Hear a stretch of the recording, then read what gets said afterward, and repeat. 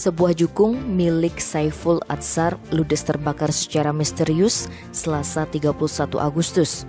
Jukung nelayan asal desa Pengambengan itu sebelumnya terparkir di pantai Dusun Ketapang Muara, Desa Pengambengan, Kecamatan Negara, Kabupaten Jembrane.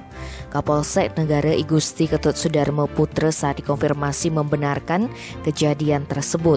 Ia mengatakan insiden itu diketahui pertama kali oleh saksi Slamet Haryanto sekitar pukul 3 WITA. Api diketahui membakar jukung saat saksi hendak pergi memancing di sekitar tempat kejadian. Kejadian itu pun membuat panik sehingga saksi langsung melapor kepada warga lainnya. Kebakaran itu lanjut Kapolsek Negara menghanguskan seluruh badan jukung termasuk jaring dan mesin Honda 10 PK. Tidak ada korban jiwa dalam insiden yang menelan kerugian mencapai 15 juta rupiah tersebut. Namun polisi masih mendalami penyebab kebakaran tersebut. Tim Bali Express melaporkan.